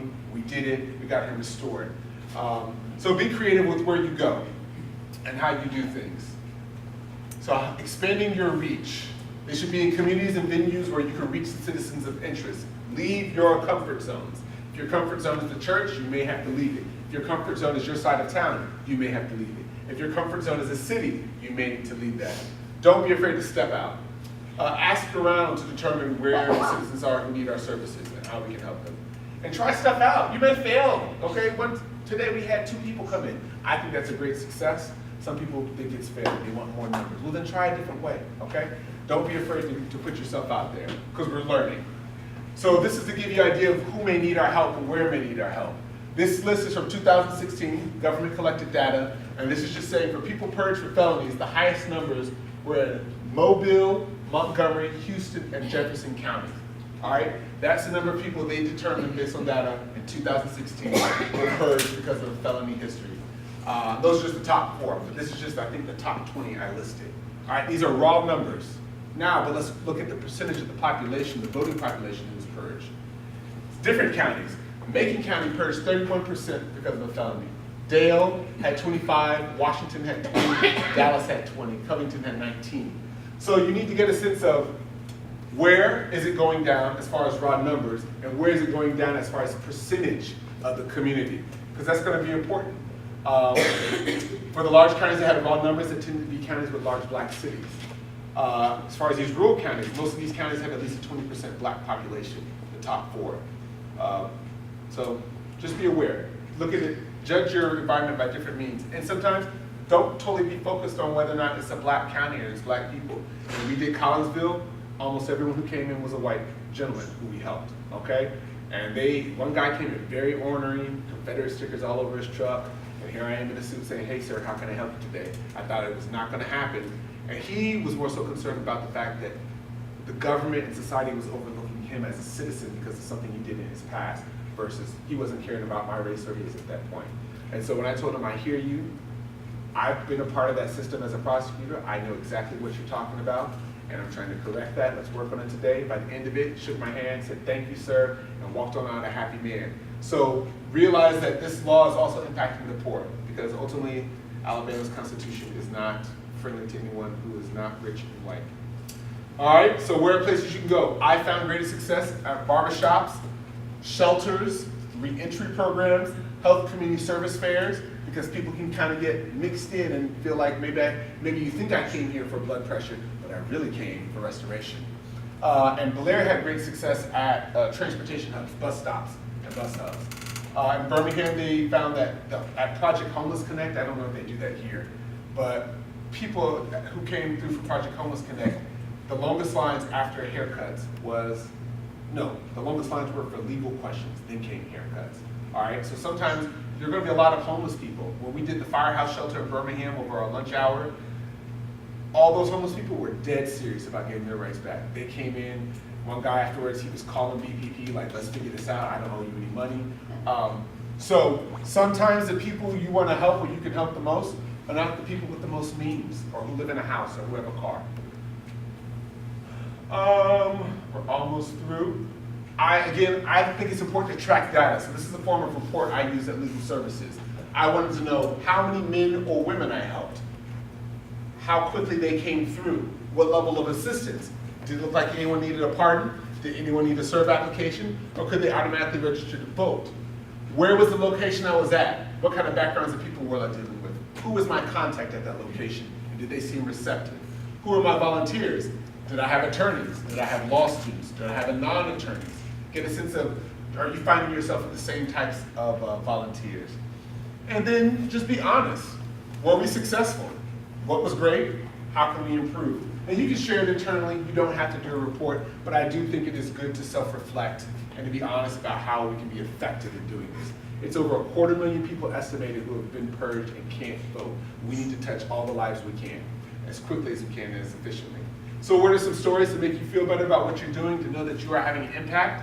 I had an older white citizen who had not voted since the 1970s because he thought his convictions in Florida disqualified him in Alabama. He did our clinic, found out he could vote, and he should have registered. He went home, registered, and voted in the municipal election. He was ecstatic. The next thing he asked me is, can he get his gun rights back? I said, one thing at a time, sir. The next thing I noticed was several gentlemen with low-level drug offenses, from either drug dealing or drug usage, and they thought it barred them. I said, no, it does not matter. It's not a crime of moral turpitude. They went ahead and voted in the municipal elections in Birmingham. We helped out 20 people at the Jimmy Hale mission and the firehouse shelters, which are kind of reentry homeless shelters, during our lunch hour clinics. A lot of people are misinformed, y'all, because the law was so amorphous. So once we informed them correctly, they were about it, and they got us the information we needed, and we helped them out. I told you about the gentleman with the YO, Youthful Offender. I told you about the drug trafficking. Here's one. 2 men tried unsuccessfully for years to get pardoned or voting rights restored by the BPP. With our assistance, they reclaimed their voting rights within 2 months, and we pushed the BPP to revise the rules. These were men we met at clinics. They were confused. They were older. They were off of parole. They were frustrated. And I stayed with them for several months, and I would call and I would email, and BPP would adjust things, and they would funnel things through. And one guy, he tried to pay me, and I was like, sir, I can't accept your money. But another gentleman said, I just wanted to be a man for my grandchildren and let them know that I can actually contribute to society. And he was very thankful. What you'll find is people start passing your information around. One day at the office, it was 5 o'clock. I got a call from a guy I didn't know. He's like, hey, Jonathan. I was like, who's this? He said, my name is whatever. I said, well, sir, how'd you get my personal cell number? He's like, well, Jimmy gave it to me. Who is Jimmy? Someone you helped at a clinic. But the point is, Jonathan, I need my voting rights restored, and I drive an 18-wheeler. When I come through town tomorrow, can I stop by your office at 6:30? I said, sure, sir, I'll stay late. And we helped him. So you'll find that once you're successful and you are having a productive impact in your community, people are just gonna pass your information around and they're gonna come find you. And another gentleman we helped in Tuscaloosa was older, black gentleman, veteran. He killed someone in self-defense in the 70s and because he'd been arrested but not charged, he thought people told him he couldn't vote. So he did not vote all the way from the 70s, never attempted to register. We were doing our clinic, and a deacon said, I got a friend I need to bring in. And he brought in, he said, no one talked to him, because he'll turn around and go. He brought the elderly veteran in. The veteran was mean-mugging, he was scowling. He just walked right with the deacon back to the back room. And we had the public defenders that day helping us. And they sat down with them, and they went through, and they said, sir, you were never charged, you were never convicted. That was a crime, that was an incident of self-defense. You could have voted all these years. You can register to vote today. You registered to vote, he left crying and exuberant. So you don't know who you're gonna touch. One time we had a sign out, we flagged someone down, she swerved her car in the parking lot. I was like, what's going on here? I said, we're doing restoration. She said, for real? And she walked in, got restored, walked right back out, and went about her business. So you never know who you're gonna touch. You don't know who's gonna walk in. You don't know whose cousin's gonna come in. So just know that you are going to touch people's lives, and you're going to have a pretty immediate impact. All right, so if you have any questions for myself or Blair, here's how you can reach us. Also, if you can't get a hold of us or we're not able to do something for you, reach out to Legal Services of Alabama. Holly Ray is the managing attorney here, and they will do clinics. They will also take on cases. They will take it for free. It's one of the things we push them to accept. So if someone needs extended assistance or they need to fight with the Board of Pardon and Parole or something, tell them to contact Holly at Legal Services and get signed up as a client. Yes, ma'am. This is a tiny point. Okay, so somebody comes in who, or you become acquainted with someone who is currently incarcerated, but not for something that's going to prevent him from being eligible to register to vote. They're currently incarcerated, so I don't know if I would see them at my clinic. Okay, I know, but I mean, if by some means you heard of them, and you happen to meet this person. So I guess what I'm saying is, what can you they do? use for an address, and how would you assign them, you know, whom would you advise, I guess is a, you know, to what municipality would they be in, you know, if they were in Atmore or someplace like that, but they're really from upstate. So if they're still incarcerated, if they're incarcerated in prison, you're not really going to be able to do anything because they're still serving a sentence. Okay, even though it's not one on the magic list of moral turpitude. I have not tried the prison setting, so I've not gone that around. Reverend Glasgow with the Ordinary People Society, he makes his specialty of doing outreach in jails and institutions. But even I'm not sure if he's done prisons yet. The closest I've gotten to that Okay, is jail, let's say jail, not. if it's a jail. Reverend Glasgow regularly goes into the jails and helps people, and will get them registered to vote. The restoration, I don't know. I haven't talked to him on that, but he will register to vote. The closest I came to that was a mother came into a clinic in Mobile on behalf of her son, who was, I don't know if he was incarcerated in jail or prison, but he just wasn't there. So she asked all the questions. We went through his history. We filled it all out, and I said, when he gets out, make sure he's paid off on these and these offenses and whatever else he's in currently on, and then submit this paperwork as soon as you do it. And she left home happy because she at least had the paperwork pre-filled out. And he was incarcerated, but he was going to be getting out within a year. Okay, the other, related to that, you mentioned individuals with the Jimmy Hill mission who are likely going to be moving maybe to another temporary facility, so on and so forth. What do they call their home address, and how would they know where to vote? You'd be surprised. Some of them have P.O. boxes. Some of them are able to use the shelter address. You can't use a P.O. box, though. For purposes of getting their serve application letter back, they'll have their P.O. box. Okay. So they might have a P.O. box. They get the letter from BPP. The serve says you can go register to vote. Now, at that point, they may use the Jimmy Hill mission address or another address as their permanent address. But for purposes of BPP communication, they were using their P.O. box. Okay, so they could use the They P.O. box. could, yes. And Could use for mail. registering to vote, you know, they allow you to use a P.O. box to Right, yeah. get your mail, but you have to have a place where you sleep. Exactly, yeah. Even I if do it's that under a too. bridge somewhere. I mean, You can it's- describe the outside residence in which you live Right.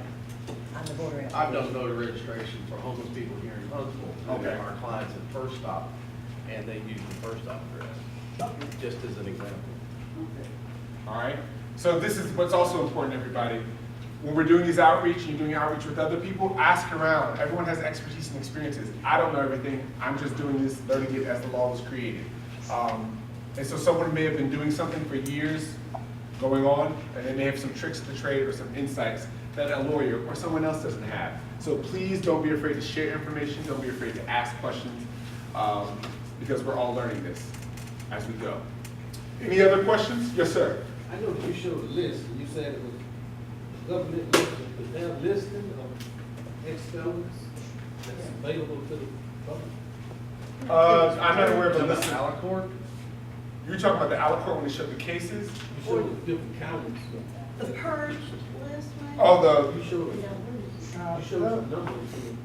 I think that was out. was it this list you're talking about? Yeah. So this came from the 2016 Election Administration and Voting Survey Report issued by the federal government. And here's the website address. And I can share this slideshow with you guys. Someone who volunteered at my clinic took it upon themselves after hours, after the clinic, to go look up more information, because she said, well, how do you know where to target? I said, I don't. BPP won't tell me. Back home in Florida, everything's very public, so you know which counties, which towns, which communities in the towns have the largest concentration of people formally convicted. But Alabama, it's very hard to find out. So she found this. She said, you can approximate off of this based off of what they were purging last year. And so that was helpful. So I started telling the legal services offices, start targeting these counties based on the percentage of the population or based on the raw numbers. And what we noticed is Mobile County, we had the most people come out every time we did outreach in Mobile. It would always be 20 to 60 people. But it's also because they're knocking off the most people of any of the counties. Yes, so that's everything. I'm gonna wrap it up. I know I'm kind of going over, but if you have questions, feel free to email me. And I'm happy to help out, answer your questions, or figure out a way to resolve your issue. Thank you for your time, everybody.